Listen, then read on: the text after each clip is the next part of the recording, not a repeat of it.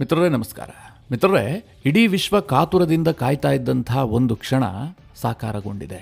ಅದೇನು ಕೇಳಿದ್ರೆ, ಭಾರತ ಮೂಲದ ಯುಎಸ್ನ ಗಗನಯಾತ್ರಿ ಸುನೀತಾ ವಿಲಿಯಮ್ಸ್ ಬಹಳ ಸೇಫ್ ಆಗಿ ಭೂಮಿಗೆ ಬಂದಿಳಿದಿದ್ದಾರೆ. ಕೇವಲ 8 ದಿನಕ್ಕೋಸ್ಕರವಾಗಿ ಅಂತಾರಾಷ್ಟ್ರೀಯ ಸ್ಪೇಸ್ ಸ್ಟೇಷನ್ಗೆ ಹೋಗಿದ್ದಂತಹ ಸುನೀತಾ ವಿಲಿಯಮ್ಸ್ ಬರೋಬ್ಬರಿ 9 ತಿಂಗಳ ಕಾಲ ಅಲ್ಲೇ ಇರಬೇಕಾಗಿ ಬಂತು. ಒಂದು ರೀತಿಯಲ್ಲಿ ಅವರು ಲಾಕ್ ಆಗಿದ್ರು.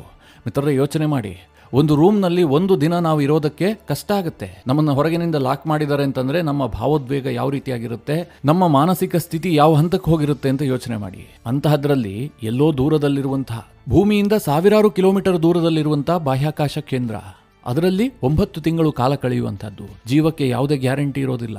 ಅಂತಹ ಒಂದು ಕಠಿಣ ಕ್ಷಣಗಳನ್ನು ಎದುರಿಸಿ ಸುನೀತಾ ವಿಲಿಯಮ್ಸ್ ಮರಳಿ ಭೂಮಿಗೆ ಬಂದಿಳಿದಿದ್ದಾರೆ. ಸುನೀತಾ ವಿಲಿಯಮ್ಸ್ ಮತ್ತು ವಿಲ್ಮೋರ್ ಇಬ್ಬರೂ ಕೂಡ ಸೇಫ್ ಆಗಿ ವಾಪಸ್ ಬರಲಿ ಅಂತ ಕೇವಲ ಅವರ ಫ್ಯಾಮಿಲಿಯವರು ಮಾತ್ರ ಕಾಯ್ತಾ ಇರಲಿಲ್ಲ, ಅಥವಾ ಅವರ ದೇಶದವರು ಮಾತ್ರ ಕಾಯ್ತಾ ಇರಲಿಲ್ಲ. ಇಡೀ ವಿಶ್ವ ಕಾಯ್ತಾ ಇತ್ತು, ಅದಕ್ಕೋಸ್ಕರವಾಗಿ ಹಾರೈಸ್ತಾ ಇತ್ತು. ಮಿತ್ರರೇ, ಅದರಲ್ಲೂ ಕೂಡ ಸುನೀತಾ ವಿಲಿಯಮ್ಸ್ ವಿಚಾರದಲ್ಲಿ ಭಾರತಕ್ಕೊಂದು ಭಾವನಾತ್ಮಕ ಸಂಬಂಧ ಇದೆ. ಯಾಕೆ ಅಂತಂದ್ರೆ ಅವರು ಭಾರತ ಮೂಲದವರು, ಹೀಗಾಗಿ ಅವರು ಸೇಫ್ ಆಗಿ ಬರಬೇಕು. ಈ ಹಿಂದೆ ಕಲ್ಪನಾ ಚಾವ್ಲಾ ವಿಚಾರದಲ್ಲಿ ಭಾರತಕ್ಕೊಂದು ಕಹಿ ಅನುಭವ ಆಗಿತ್ತು. ಕಲ್ಪನಾ ಚಾವ್ಲಾ ಭಾರತದ ಮೂಲದ ಗಗನಯಾತ್ರಿ, ಅವರು ಸೇಫ್ ಆಗಿ ವಾಪಸ್ ಬರಲೇ ಇಲ್ಲ. ಅಂತಹ ಒಂದು ಕಹಿ ಘಟನೆ ಆಗಿದ್ದ ಕಾರಣದಿಂದಾಗಿ ಭಾರತೀಯರಿಗೂ ಕೂಡ ಒಂದು ತಳಮಳ ಇತ್ತು, ಸುನೀತಾ ವಿಲಿಯಮ್ಸ್ ವಿಚಾರದಲ್ಲಿ ಯಾವುದೇ ಅವಘಡ ಸಂಭವಿಸದೇ ಇರಲಿ ಅಂತ. ಅಂತಿಮವಾಗಿ ಮಿತ್ರರೇ, ಇಂದು ನಸುಕಿನ ಜಾವ 3:30 ವೇಳೆಗೆ ಸುನೀತಾ ವಿಲಿಯಮ್ಸ್ ಇದ್ದಂತಹ ಕ್ರೂ ಡ್ರ್ಯಾಗನ್ ಮಾಡ್ಯೂಲ್ ಏನಿದೆ, ಅದು ಫ್ಲೋರಿಡಾದ ಸಮೀಪದಲ್ಲಿರುವಂತಹ ಸಮುದ್ರದಲ್ಲಿ ಸೇಫ್ ಆಗಿ ಬಂದಿಳಿದಿದೆ.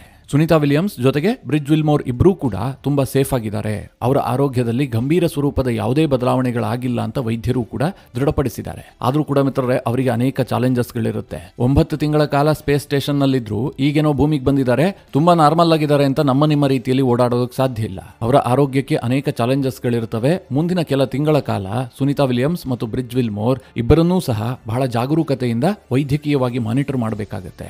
ಅದೆಲ್ಲದರ ಬಗ್ಗೆ ನಾನು ಮುಂದೆ ಹೇಳ್ತೀನಿ. ಮಿತ್ರರೇ, ಸುನೀತಾ ವಿಲಿಯಮ್ಸ್ ಏನು ಬಾಹ್ಯಾಕಾಶ ಕೇಂದ್ರಕ್ಕೆ ಹೋಗಿದ್ದಿದೆ ಮೊದಲೇನಲ್ಲ.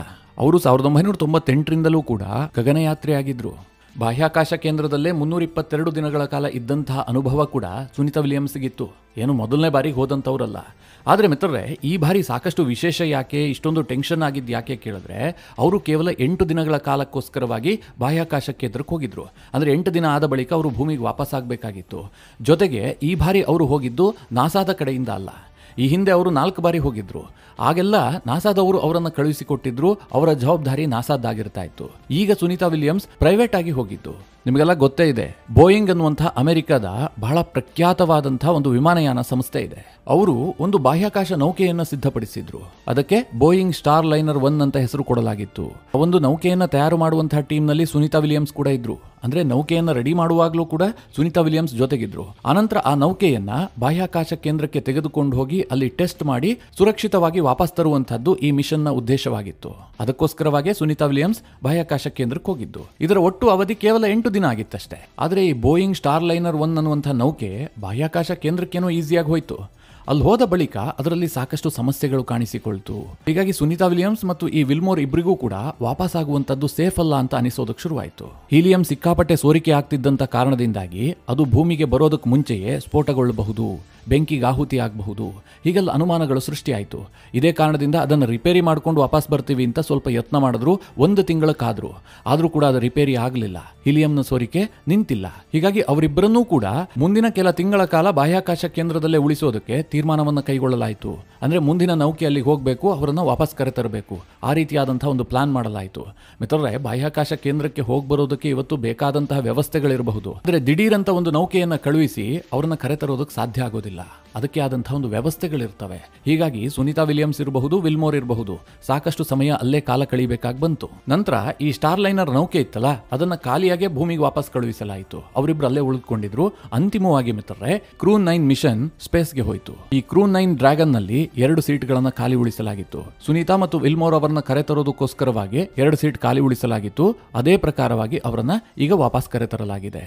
ಮಾರ್ಚ್ 18ನೇ ತಾರೀಕು ಬೆಳಗ್ಗೆ 10:40 ಬಾಹ್ಯಾಕಾಶ ಕೇಂದ್ರದಿಂದ ಈ ನೌಕೆ ಬೇರ್ಪಟ್ಟು ಭೂಮಿಯ ಕಡೆಗೆ ಚಲನೆಯನ್ನ ಆರಂಭಿಸಿತು. ಆದರೆ ನೇರವಾಗಿ ಭೂಮಿಗೆ ಬಂದು ಇಳಿಯೋದಕ್ಕೆ ಸಾಧ್ಯ ಆಗೋದಿಲ್ಲ. ಈ ನೌಕೆ ಗಂಟೆಗೆ 28,000 ಕಿಲೋಮೀಟರ್ ವೇಗದಲ್ಲಿ ಭೂಮಿಯ ಕಕ್ಷೆಯಲ್ಲಿ ಸುತ್ತುತ್ತಾ ಇರುತ್ತೆ. ನಂತರ ಹಂತ ಹಂತವಾಗಿ ಇದನ್ನು ಇಳಿಸುವಂತಹ ಪ್ರಕ್ರಿಯೆ ಆರಂಭಗೊಳ್ಳುತ್ತೆ. ಅಂತಿಮವಾಗಿ ರಾತ್ರಿ 2:40 ವೇಳೆಗೆ ಇದು ಭೂಮಿಯ ವಾತಾವರಣವನ್ನು ಪ್ರವೇಶ ಮಾಡುತ್ತೆ. ಆನಂತರ ಪ್ರತಿ ಕ್ಷಣವನ್ನು ಕೂಡ ಮಾನಿಟರ್ ಮಾಡಲಾಗ್ತಾ ಇರುತ್ತೆ. ಮಿತ್ರರೇ, ಚಂದ್ರಯಾನದ ವೇಳೆ ಈ ಅಂತಿಮ ಕ್ಷಣಗಳು ಹೇಗೆ ಅಂತ ನಿಮಗೆಲ್ಲ ಗೊತ್ತು. ವಿಕ್ರಮ್ ಲ್ಯಾಂಡರ್ ಅನ್ನ ನಮ್ಮ ಇಸ್ರೋದವರು ಯಾವ ರೀತಿಯಾಗಿ ಲ್ಯಾಂಡ್ ಮಾಡಿದ್ರು, ಆ ಕೊನೆಯ ಕ್ಷಣಗಳಿಗೆ ಎಷ್ಟು ಪ್ರಾಶಸ್ತ್ಯವನ್ನ ಕೊಟ್ಟಿದ್ರು ಅಂತ ನೀವೆಲ್ಲ ನಿಮ್ಮ ಕಣ್ಣಾರೆ ನೋಡಿದಿರಿ. ಅದೇ ರೀತಿಯಾಗಿ ಮಿತ್ರರೇ, ಈ ನೌಕೆಯನ್ನು ಕೂಡ ಭೂಮಿಯಲ್ಲಿ ಲ್ಯಾಂಡ್ ಮಾಡುವಂತಹ ವೇಳೆ ಅಷ್ಟೇ ಪ್ರಾಶಸ್ತ್ಯವನ್ನು ಕೊಡಲಾಗಿರುತ್ತೆ. ಯಾಕೆಂದ್ರೆ ಇದರಲ್ಲಿ ಜನ ಇರ್ತಾರೆ. ಇನ್ನು ಈ ನೌಕೆಯನ್ನ ಭೂಮಿಯಲ್ಲಿ ಲ್ಯಾಂಡ್ ಮಾಡುವಂತದ್ದಲ್ಲ, ಸಮುದ್ರದಲ್ಲಿ ತಂದು ಬೀಳಿಸುವಂತಹದ್ದು. ಪ್ಯಾರಾಚೂಟ್ಗಳನ್ನ ಬಳಸಿ ಸಮುದ್ರದಲ್ಲಿ ಇಳಿಸಲಾಗುತ್ತೆ. ಅನಂತರ ಅಮೆರಿಕದ ಪಡೆಗಳು ಹೋಗಿ ಇವರನ್ನ ರೆಸ್ಕ್ಯೂ ಮಾಡುವಂತಹ ಕೆಲಸ ಮಾಡ್ತಾರೆ. ಮಿತ್ರರೇ, ಈ ಸುನೀತಾ ವಿಲಿಯಮ್ಸ್ ಬಾಹ್ಯಾಕಾಶ ಕೇಂದ್ರದಲ್ಲಿ 9 ತಿಂಗಳಿದ್ರಲ್ಲ, ಅವ್ರು 8 ದಿನಕ್ಕೆ ಹೋಗಿದ್ದು 9 ತಿಂಗಳು ಆಯ್ತಪ್ಪ. ಆ ಸಂದರ್ಭದಲ್ಲಿ ಅವರೇನು ಸುಮ್ಮನೆ ಕೂತಿರ್ಲಿಲ್ಲ, ಅನೇಕ ಸಂಶೋಧನೆಯನ್ನ ಮಾಡಿದ್ರು.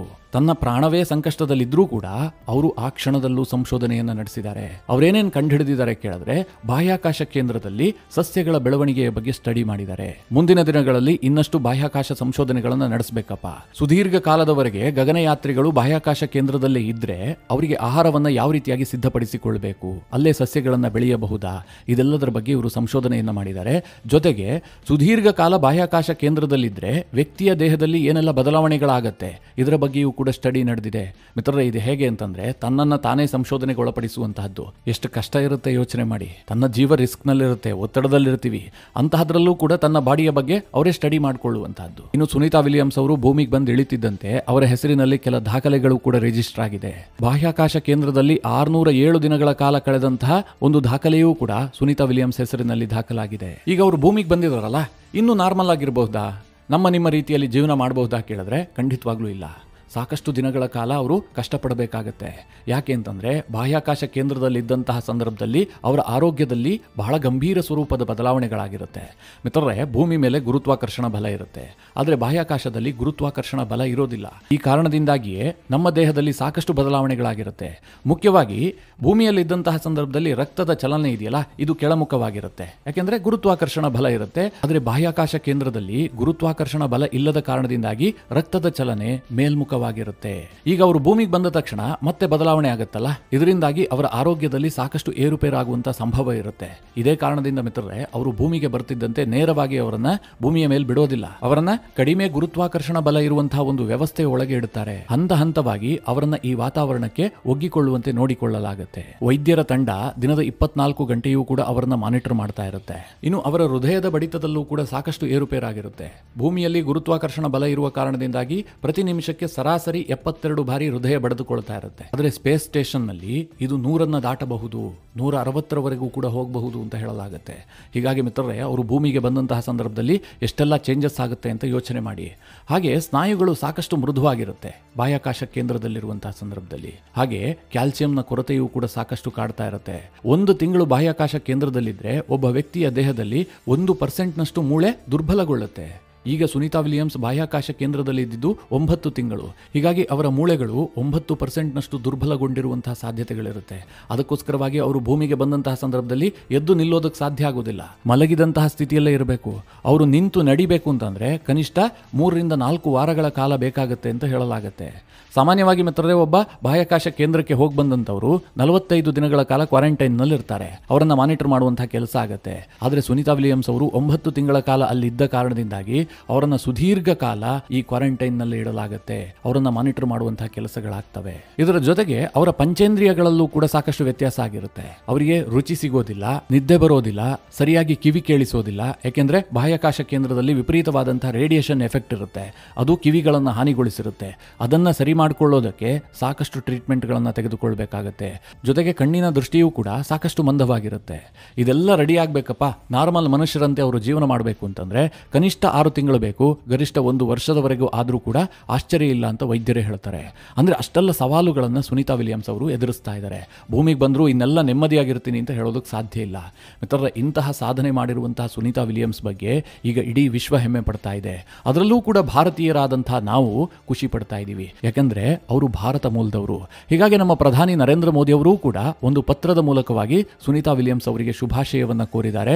ಅವರನ್ನ ಭಾರತಕ್ಕೆ ವೆಲ್ಕಮ್ ಮಾಡಿದ್ದಾರೆ. ಸುನೀತಾ ವಿಲಿಯಮ್ಸ್ಗೆ ಮೋದಿ ಬರೆದಂತಹ ಭಾವನಾತ್ಮಕ ಪತ್ರದಲ್ಲಿ ಏನಿದೆ ಅಂತಂದ್ರೆ, 140 ಕೋಟಿ ಭಾರತೀಯರು ನಿಮ್ಮ ಸಾಧನೆಗೆ ಹೆಮ್ಮೆಯನ್ನ ಪಡ್ತಾ ಇದ್ದಾರೆ. ನೀವು ಸಾವಿರಾರು ಕಿಲೋಮೀಟರ್ ದೂರದಲ್ಲಿರಬಹುದು, ಆದರೆ ಭಾರತೀಯರ ಹೃದಯಕ್ಕೆ ನೀವು ತೀರಾ ಹತ್ತಿರದಲ್ಲಿದ್ದೀರಿ. ನಾನು ಟ್ರಂಪ್ ಮತ್ತು ಬೈಡನ್ ಅವರನ್ನ ಭೇಟಿಯಾದಂತಹ ಸಂದರ್ಭದಲ್ಲಿ ನಿಮ್ಮ ಸುರಕ್ಷತೆಯ ಬಗ್ಗೆ ವಿಚಾರಿಸ್ತಾ ಇದ್ದೆ. ನೀವು ಭಾರತಕ್ಕೆ ಭೇಟಿ ಕೊಡುವುದನ್ನ ನಾವು ಎದುರು ನೋಡ್ತಾ ಇದ್ದೀವಿ. ನಿಮಗೆ ಆತಿಥ್ಯವನ್ನ ವಹಿಸುವುದಕ್ಕೆ ಭಾರತೀಯರಿಗೆ ಹೆಮ್ಮೆ ಇದೆ ಅಂತ ಹೇಳಿ ನರೇಂದ್ರ ಮೋದಿ ಅವರು ಒಂದು ಪತ್ರವನ್ನು ಕಳುಹಿಸಿಕೊಟ್ಟಿದ್ದಾರೆ. ಮಾರ್ಚ್ 1ನೇ ತಾರೀಕು ಬರೆದಂತಹ ಪತ್ರ ಇದು. ಗಗನಯಾತ್ರಿಯಾಗಿರುವಂತಹ ಮೈಕ್ ಮೆಸ್ಸಿನೋ ಅವರ ಮೂಲಕವಾಗಿ ಮೋದಿ ಈ ಪತ್ರವನ್ನು ರವಾನಿಸಿದ್ದಾರೆ. ಈಗಾಗಲೇ ನರೇಂದ್ರ ಮೋದಿ ಬರೆದಂತಹ ಪತ್ರವನ್ನ ಸುನೀತಾ ವಿಲಿಯಮ್ಸ್ ಅವರಿಗೆ ಹಸ್ತಾಂತರವನ್ನು ಕೂಡ ಮಾಡಲಾಗಿದೆ. ಅಂದ್ರೆ ಅವರು ಸ್ಪೇಸ್ ಸ್ಟೇಷನ್ ನಲ್ಲಿ ಇದ್ದಂತಹ ಸಂದರ್ಭದಲ್ಲೇ ಈ ಪತ್ರವನ್ನು ಅವರಿಗೆ ಕಳುಹಿಸಲಾಗಿದೆ. ಒಟ್ಟಿನಲ್ಲಿ ಮಿತ್ರರೇ, ಸುನೀತಾ ವಿಲಿಯಮ್ಸ್ ಅವರು ಸೇಫ್ ಆಗಿ ಭೂಮಿಗೆ ಬಂದಿದ್ದು ಭಾರತೀಯರಿಗೆ ಬಹಳ ಖುಷಿ ಕೊಟ್ಟಂತಹ ವಿಚಾರ. ಈ ವಿಚಾರವಾಗಿ ನಿಮ್ಮ ಅನಿಸಿಕೆ ಅಭಿಪ್ರಾಯಗಳೇನು ಕಮೆಂಟ್ ಮಾಡುವ ಮೂಲಕ ನಮಗೆ ತಿಳಿಸಿ. ಹಾಗೆ ನಿಮಗೆ ಈ ವಿಡಿಯೋ ಇಷ್ಟವಾದರೆ ಲೈಕ್ ಮಾಡಿ. ಜೊತೆಗೆ ನೀವಿನ್ನೂ ನಿಮ್ಮ ನೆಚ್ಚಿನ ಸಂಸ್ಕಾರ ಸೌರಭ ಯೂಟ್ಯೂಬ್ ಚಾನಲ್ನ ಸಬ್ಸ್ಕ್ರೈಬ್ ಮಾಡಿಲ್ಲ ಅಂತಾದರೆ ಈ ಕೂಡಲೇ ಸಬ್ಸ್ಕ್ರೈಬ್ ಮಾಡಿ ಮುಂದಿನ ಎಲ್ಲ ಅಪ್ಡೇಟ್ಗಳ ನೋಟಿಫಿಕೇಶನ್ಗಾಗಿ